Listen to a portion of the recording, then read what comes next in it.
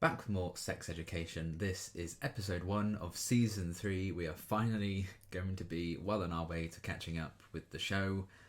This is the recent aired season. We've finally made it.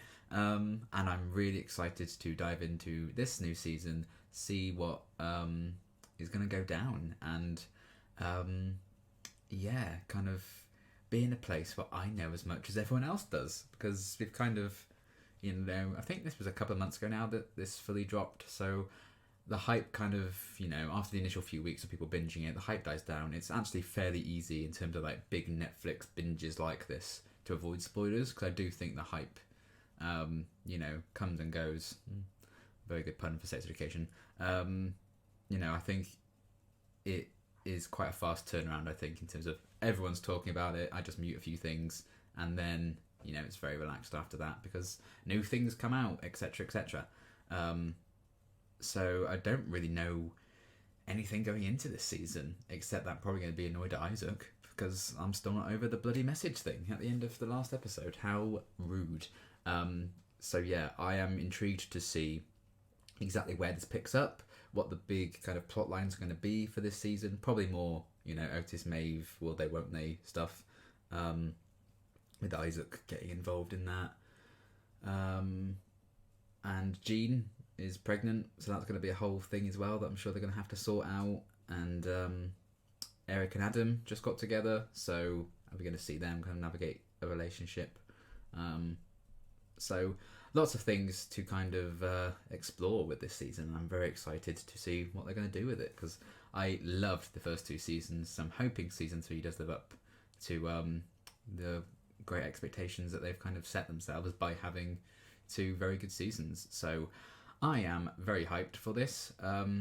It's good to kind of get into a new season in the new year. So happy new year, everyone. And yeah, let's just dive into season 3. Well, everyone's having a good time, I see. Oh. What do they do different? I don't know. Maybe do some research. Yeah, who are you with?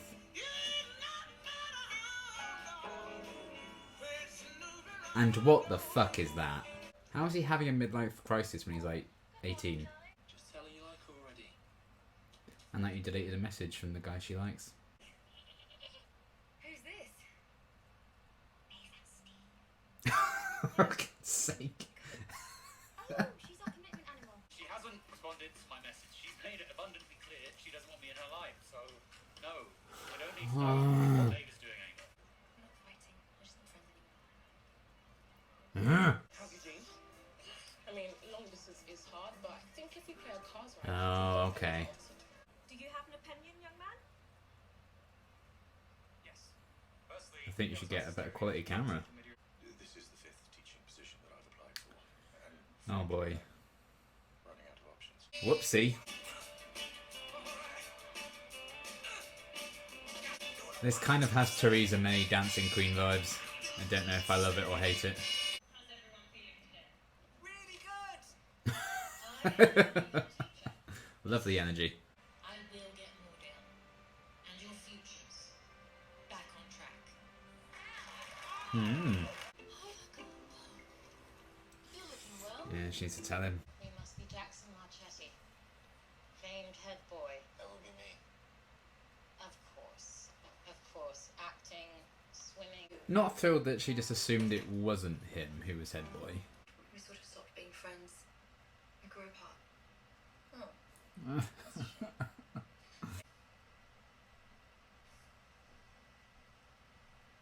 Why is this? Oh my god. Mention the phone call. Ex-Tina.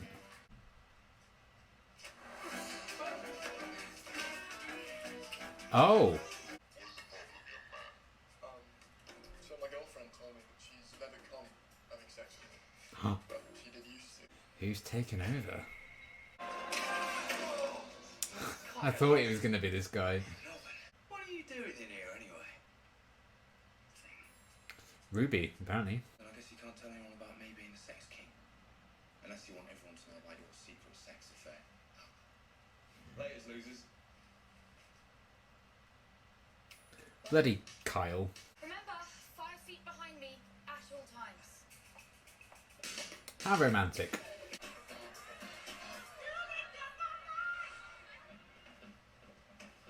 I mean, that costume's very sexy. So proud of you. And then she gets hurt.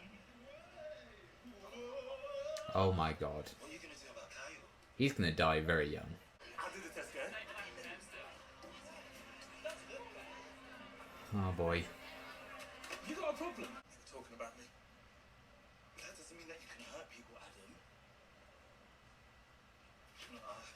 Adam. Oh dear. What's the average teacher's salary these days? You know, like, we're talking Holy about shit. fucking destroyed the defendant. I mean, not just like Oh. dismembered them. So this is why he's so insecure and Quick and determined for everything around him to be successful, because his brother is. Oh, look, these two are still good friends. Okay? You need to tell Eric how you feel. Can we do the punching pillow thing first? Absolutely. Bring it here. Yeah, different things might work for different people. Get yourself all pumped up. I think you're embarrassed. Okay, fine. I'm embarrassed. I'm hot and popular, and you are a badly dressed, sick man with a creepy moustache. Did you like my moustache? I don't want to be seen in public with someone who's mean and uses people for their good sex skills. I have more self-respect than that. We're done. Well, good for you for standing up for yourself. Mum says not answering me. She hates me. You did the right thing. You did. Don't forget. What do you want to talk about? How he did the wrong thing. Well, I'm not really into the whole cool guy thing. If you know what I mean. not really. After you, good human.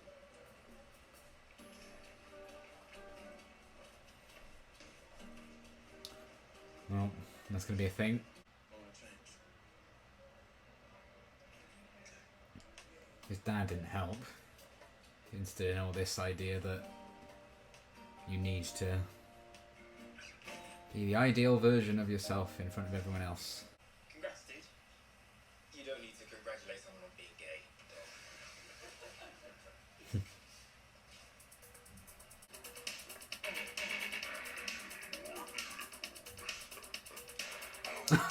Fuck's sake.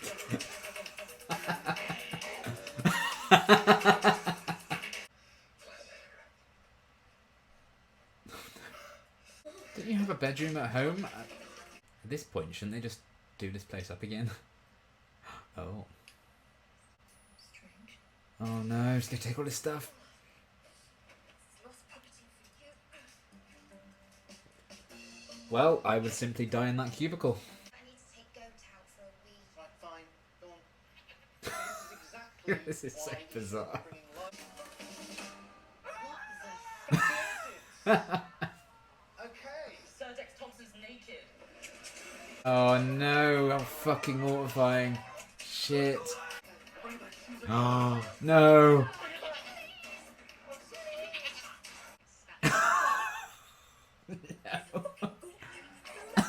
What were you saying about family value? Dex, are you okay? She never listens to the sex king. Who's the sex king? I just happened to be driving by this place where you were.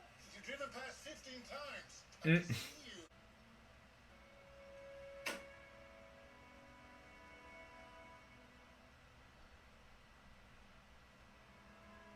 So, Surprise.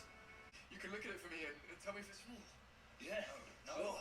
No, nobody's inspecting anything. This fucking guy needs to be in prison. Exaggerated views as to what other male genitals look like. It's true. Bush one was straighter.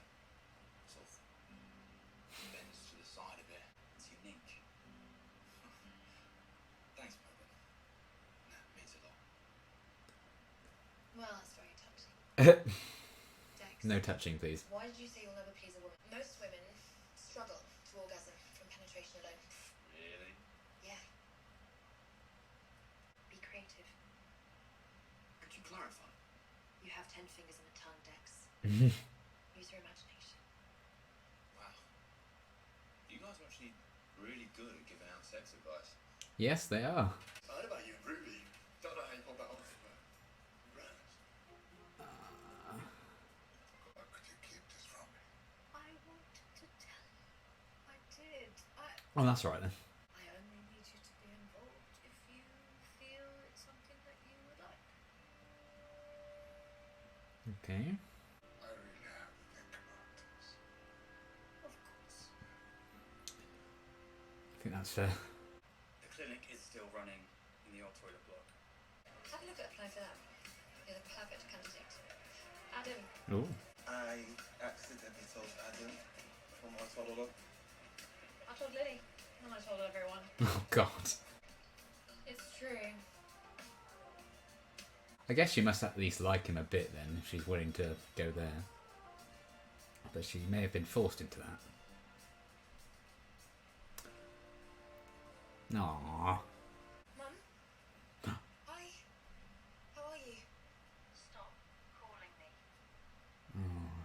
That was so much better. Now everyone knows anyway. I was thinking we could keep seeing each other. No more showers at toilets.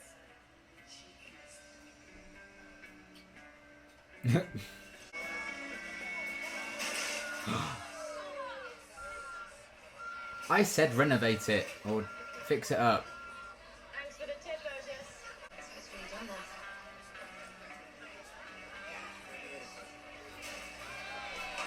that. No. Okay. Why were you there? Oh. Okay then. That was a really good first episode for the season. Lots of stuff being set up, a few things being continued on. And yeah, a few new faces, I feel like, as well. I don't know if I caught all their names, so I do apologise if I just need to vaguely describe them. But that's the nature of these things, isn't it? So, where do we even begin? I mean, it's just a classic miscommunication thing, isn't it, with Otis and Maeve? At some point, you know, they will find out exactly what went down with the voicemail and stuff. It's just they had the perfect opportunity to mention it, but I guess Otis is just awkward enough to not bring that up, and obviously Maeve is completely oblivious to the fact that that was a thing, so she's not going to be able to bring it up. So I guess you can kind of get by. The fact that Otis just like assumed that, okay, she wants nothing to do with me at all, like maybe not in a romantic sense is how you would take her just blanking that, but to be like, oh, I guess she doesn't want me in her life at all, and then not speak to her, that felt weird to me. And the fact that she didn't make the effort to communicate with him either. But, you know, I guess that happens in life sometimes. But that did kind of feel a bit odd, but I guess it just needed to happen so that there can be this still, well, they won't they thing going on this season. And, you know, you add Ruby into mix now. Isaac's still in the mix. You know, they have plenty of elements to probably keep dragging it out. So looking forward to that pain, I guess. But yeah, we do seem to have like a proper thing with Otis and Ruby happening, which is interesting. I mean, I liked their story last season, when Ruby thought she might be pregnant.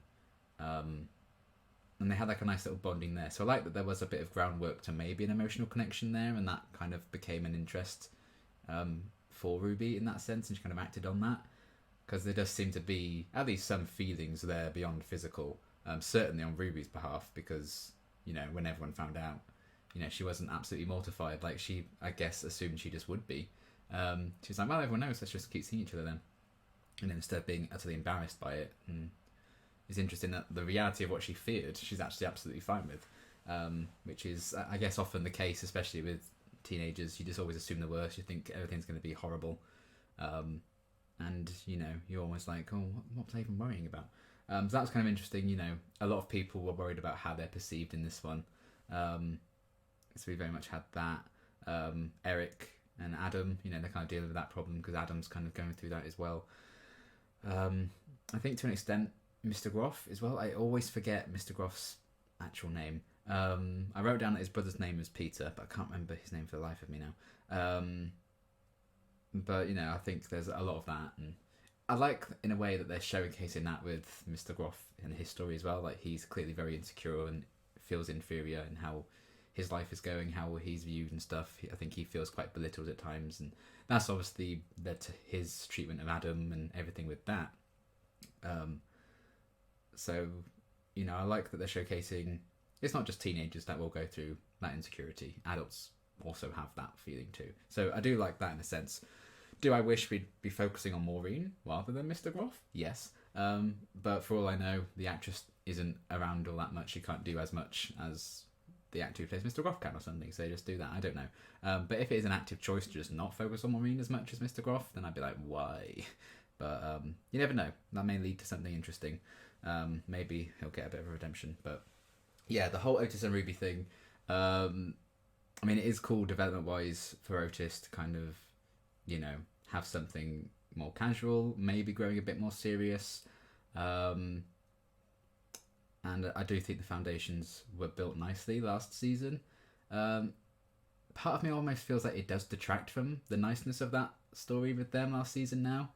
Because it's just the potential of that nice little bubble of a story that they had to be ruined. Because I doubt this is going to end well, to be honest. Because, you know, I think Otis and Maeve is going to be the thing. So now I feel like, oh, that was a nice little story for those two. They kind of bonded over that. But now they're actually going to be a proper couple, it would seem. I think that's just ultimately going to maybe ruin that because it's not going to work out. I don't know. So we'll see where that goes. I'm kind of in two minds about it. And the fact that Ruby was embarrassed to be with him and openly admitted that. You know, like, oh, don't wear your jacket in case you get recognised. You know, a few kind of elements of control there that I wasn't thrilled about.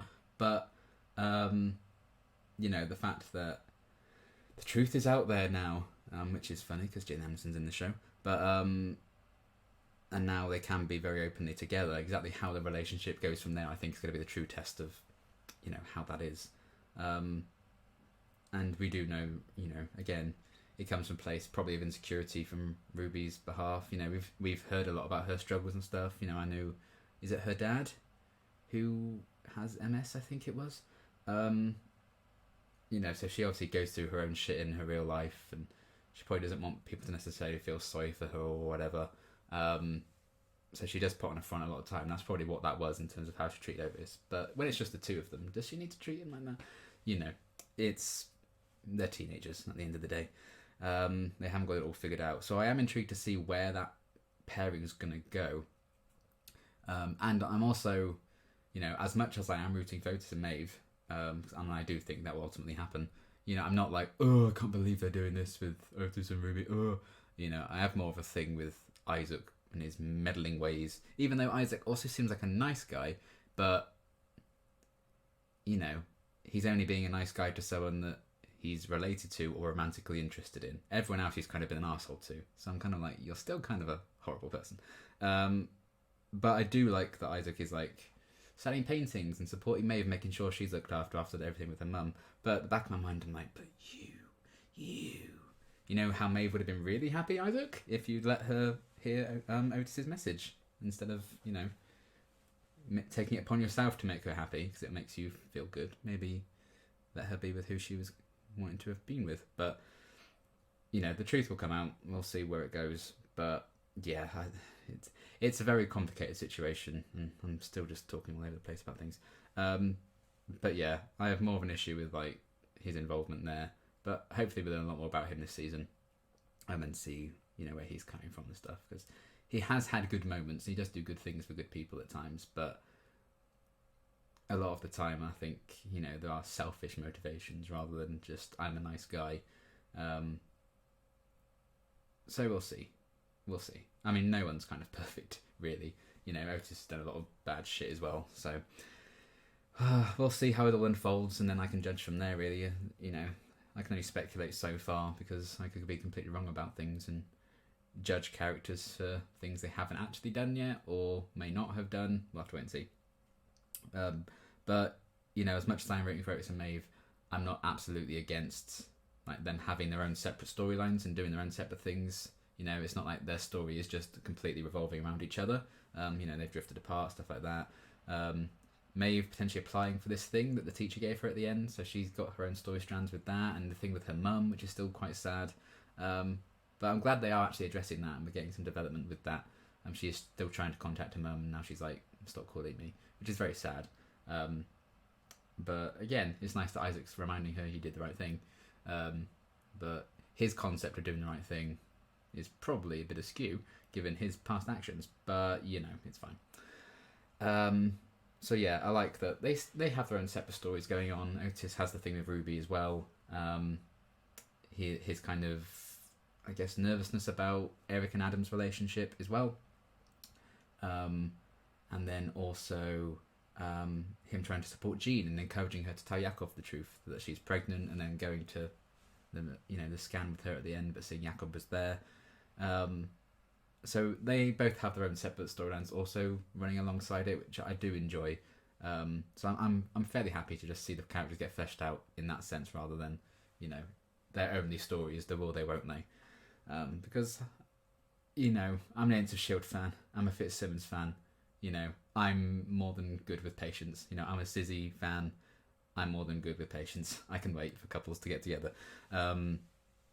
So yeah, we'll see how it all unfolds. But some interesting stuff with them in this one, and I am intrigued to see if, you know, Ruby will start showing who she actually is inside on the outside a lot more this season, really embrace that side of herself and be a bit more vulnerable, because this could be a good way of doing that.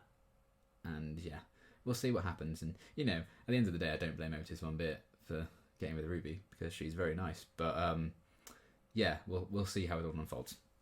And then the Jean storyline with her and Jakob, I like that she finally told him. Took her time to get there, yes, but, you know, it was a very awkward, complicated situation with those two.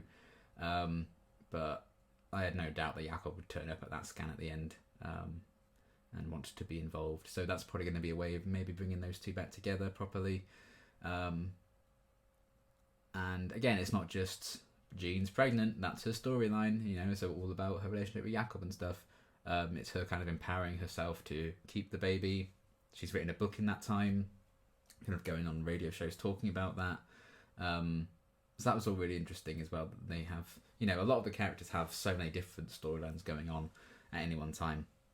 So I'm excited for a bit more of where that storyline may lead with those two.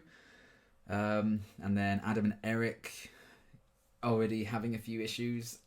I think it does stem maybe from Adam really rushing into, you know, declaring his feelings. He's very impulsive when he interrupted the show at the end of last season. And, you know, while it's a nice romantic gesture, he probably didn't think long term about it and how people still perceive him, and he's very insecure about that, obviously. And I do think that's fair enough, because I think the way his dad treated him kind of instilled that insecurity in him and his inferiority complex. And he's just not comfortable enough with himself and his sexuality yet to be fine with maybe people saying certain things around his back. And, you know, with the certain motivation, I do like that Eric kind of encourages him and still, you know, isn't afraid to berate him when he's like physically aggressive to someone or whatever. He's still like, no, don't do that. But also Ola, I love the scene with him and Ola, where she was encouraging to just talk about things. And kind of pushing that. So I like they still showcase that really lovely friendship that we got last season, and they're still kind of hanging out and doing stuff, which I really like. Good moments with them. And yeah, Adam, I think he does have those moments where he's spurned on and he can seem at least outwardly comfortable with himself, but I think there's still going to be like the big battle for him this season, and whether or not those two can still negotiate a relationship right now. So we'll see where that leads. Paul Rahim in the background of a lot of these, just watching them, like, feel bad for him. And a few background kind of moments for a lot of the characters like that. You know, Amy and Steve getting that goat. I was like, what? Why the fuck are they doing this? But I guess it was more so set up for the whole Dex storyline, and he needed to use the goat. It was a bit weird. It was very bizarre. But it does also feel in keeping that they just thought to get a goat before they'd get like a hamster or a gerbil or something. But again, they're actively working on their relationship as well. Amy's still, you know, not ready to be physically intimate and stuff. I did like the open sequence with all the couples having sex, and then Amy and Steve were just on those trampolines doing like exercise and stuff. That was quite funny. So I like that. Steve can still be very patient with Amy, and they're not rushing the Amy storyline. Like, oh, well, it's the next season now, brand new season. She's fine. She's over it. She's obviously still not comfortable yet, and I like that they're not. They're doing that story justice. They're taking their time with that. So that was cool as well. Little bits and pieces of them. And we got a little bit of Jackson and Viv as well. Not as much Viv, which is sad, but hopefully she gets a lot of time to shine later in the season. But she's obviously got a long distance relationship going on. She's very excited about the new head teacher and all her new rules. We'll see how that leads. And then Jackson had a bit of a connection with someone, and we saw them in the disused toilet-y place, and then they seemed kind of almost upset, I guess. They made a point to showcase them watching the thing be destroyed, looking a bit like, I was like, oh, why are they in there then? So maybe that's going to be a thing as well.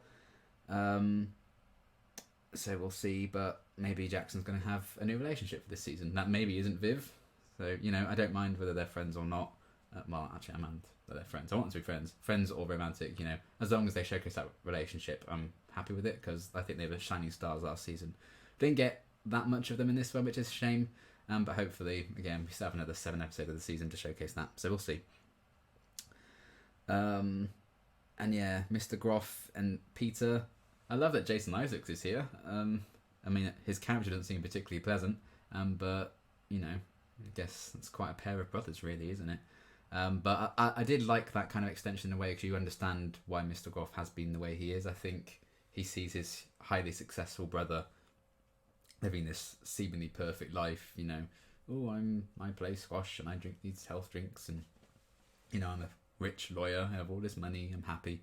So I think, therefore, Groff feels very insecure about that. He's going to push for perfection, and he took that out on his wife and son, and that led to them feeling very insecure about themselves as a result of that. So I like kind of understanding why Mr. Groff was the way he was. Maybe he can kind of realise that, he made his own bed, and the troubles that, he's kind of facing right now, not being able to land a teaching job or anything. A lot of that has come from the result of his own actions. So I like that we're kind of exploring why maybe he did cause those actions, because maybe with an upbringing or a brother like that, that's going to make him feel very inferior. He takes that out on his other loved ones. So I think it is interesting to see where that's going to lead.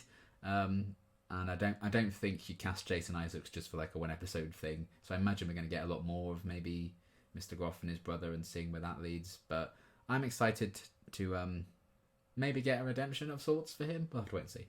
But there we go.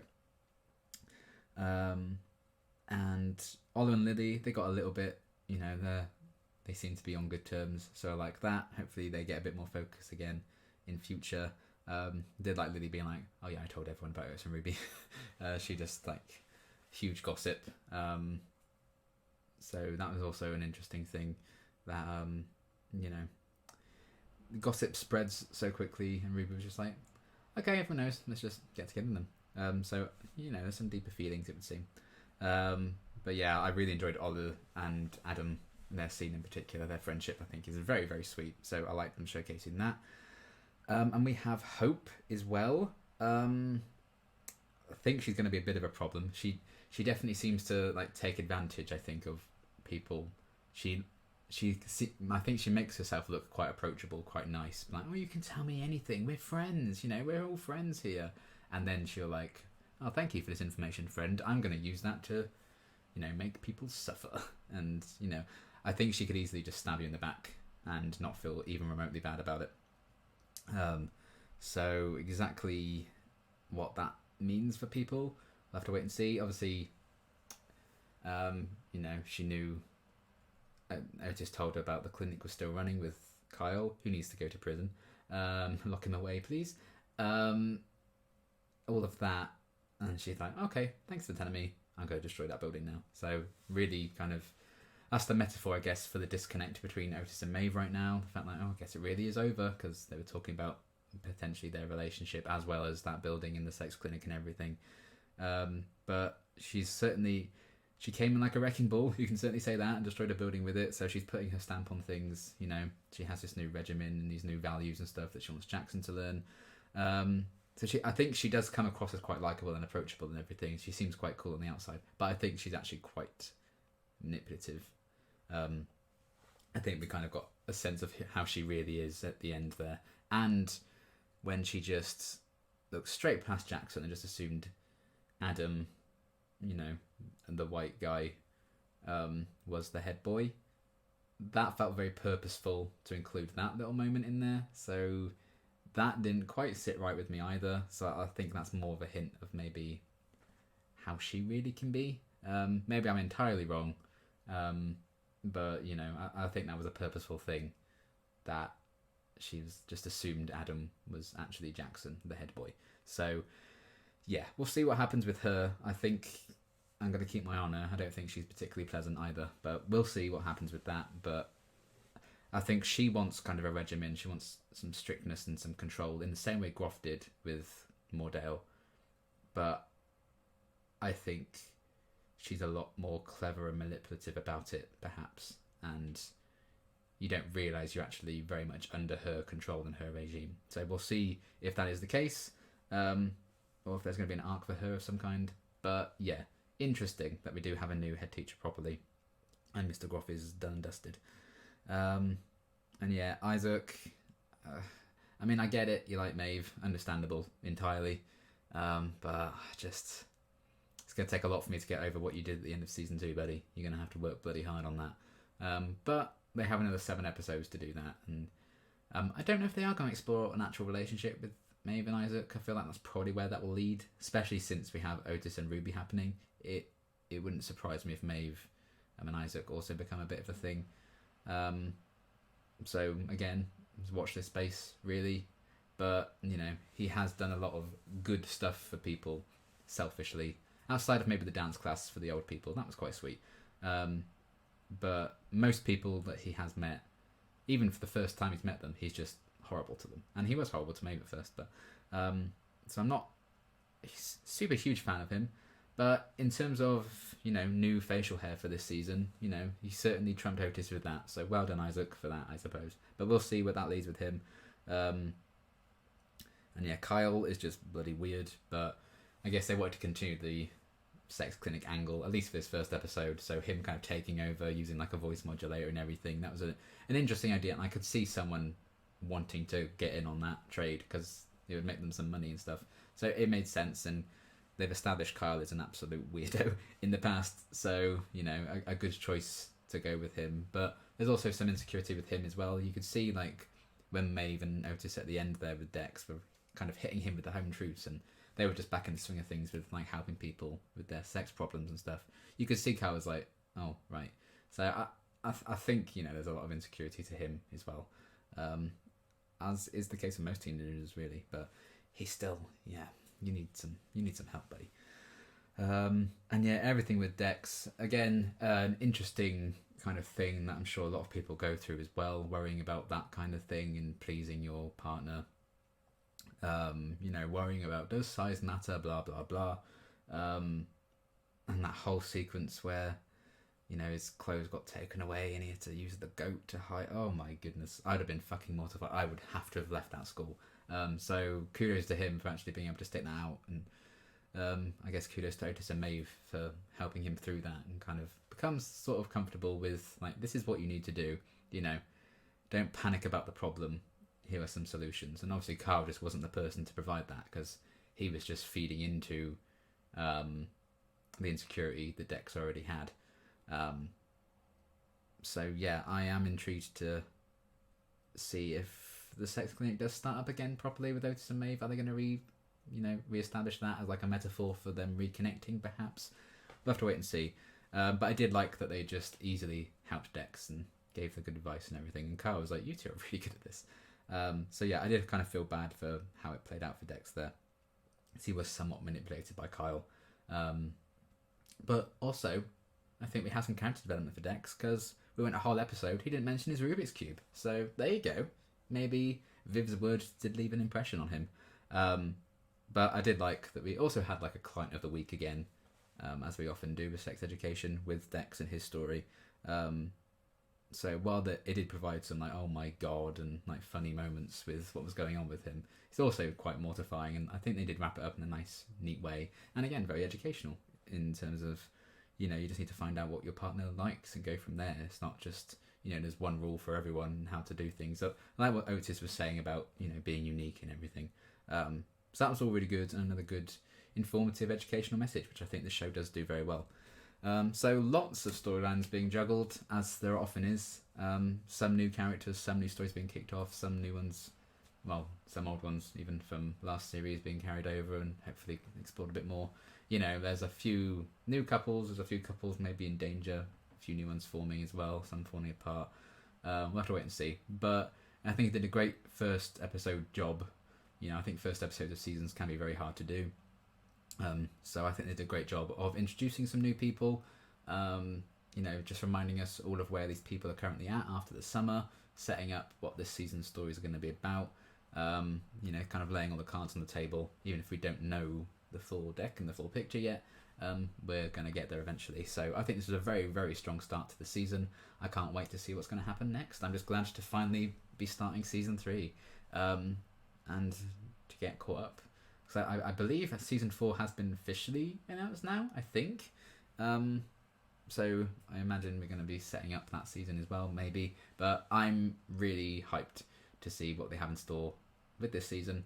And hopefully you guys are looking forward to the reactions to that season as well. So yes, season 3, episode 1, done and dusted. We have made a little dent into it. We're so close to getting caught up. I'm very excited for the next few months. Catching up with the show at long last. So yes, really good episode. Can't wait to see what this season has in store for us. And until my next reaction, thanks for watching.